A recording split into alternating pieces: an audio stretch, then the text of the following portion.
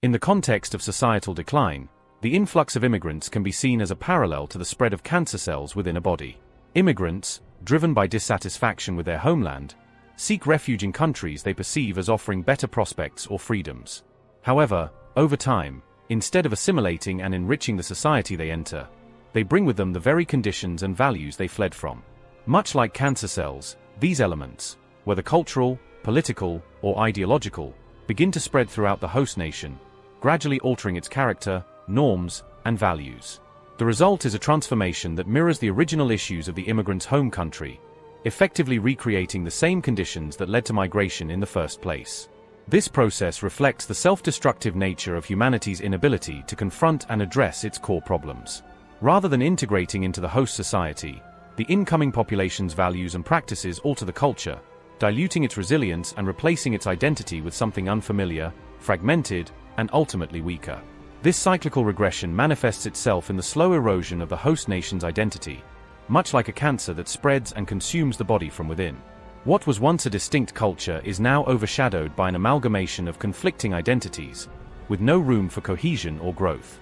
The society becomes a pale imitation of its former self, unable to recognize the destruction that has occurred because the transformation happens gradually and in stages. Parallel to this cultural shift is the rise of identity politics, with movements like the LGBTQ+ rights campaign becoming prominent signs of emotional and mental regression. These movements reflect the existential crises of a society struggling to define its own meaning and values in an increasingly complex and disconnected world. What might be framed as progress is, in fact, an outpouring of privilege masked as political activism. The louder the voices of these movements, the more society is distracted from the deeper issues at play. Issues like a lack of resilience, emotional immaturity, and a failure to confront reality.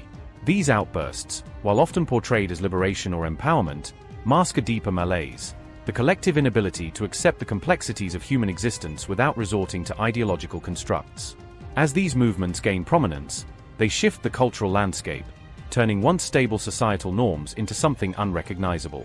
What was once seen as normal, whether in terms of gender, identity, or societal roles, becomes fluid, ambiguous, and increasingly detached from the real needs of the human condition. Instead of focusing on genuine progress and societal betterment, the focus shifts to self-expression and emotional validation, often at the expense of meaningful dialogue or constructive change. As these movements gain traction, they become not symbols of progress but rather manifestations of a deeper societal decline, one in which reality is increasingly ignored in favor of comforting, self-serving ideologies.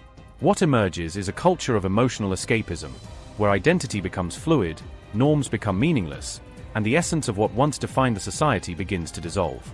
This erosion of values creates a vacuum that is filled with mediocrity, emotional fragility, and a loss of direction.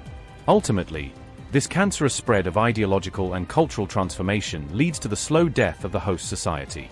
Instead of fostering a robust and resilient culture capable of confronting adversity and sustaining itself, the society becomes weakened, divided, and disoriented. The cycle of self-destruction continues, fueled by the inability to recognize the threat that these ideological shifts and cultural transformations pose to the integrity of the civilization.